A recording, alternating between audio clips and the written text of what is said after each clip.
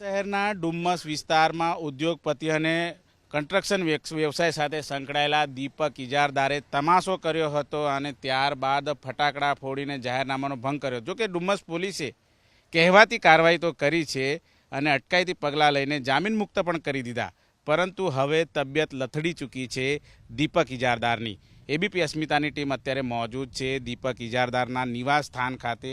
આ જોઈ શકો છો, આલીશાન મહેલ છે અને દીપક ઇજારદારને પોતે પૈસાદાર કરોડપતિ હોવાનો જે પ્રમાણેનો જે વહેમ ફાકા ફોજદારી કરતા નજરે આવે છે. જોકે પોલીસે કાર્યવાહી કરી એટલે દીપક ઇજારદારની તબિયત લથડી ચૂકી છે અને ખાનગી હોસ્પિટલની અંદર તેઓ અત્યારે દાખલ થઈ ચૂક્યા છે.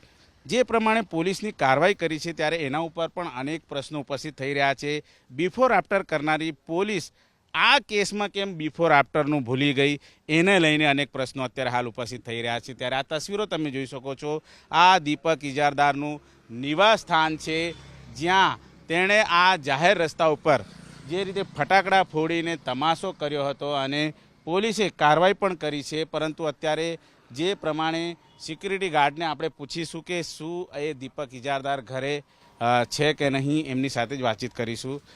મોટાભાઈ, દીપકભાઈ મળશે કે? सर की सेहत सही नहीं है, अभी नहीं मिल पाएंगे. कहाँ गए, कुछ पता चला है? हॉस्पिटल में अभी क्या हुआ दीपक भाई को? सेहत थोड़ा प्रॉब्लम है. हम क्या डे ड्यूटी करते हैं, तो अभी घर पे है? अभी घर पे नहीं है.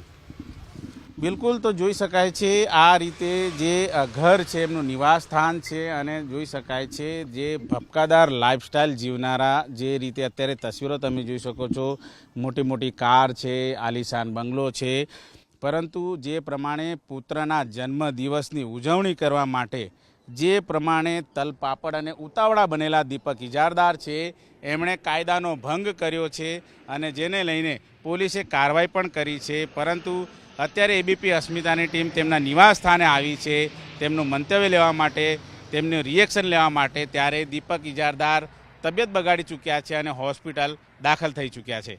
કેમેરામેન રાકેશ પાનવાલા સાથે ધનરાજ બાગલે, એબીપી અસ્મિતા, સુરત.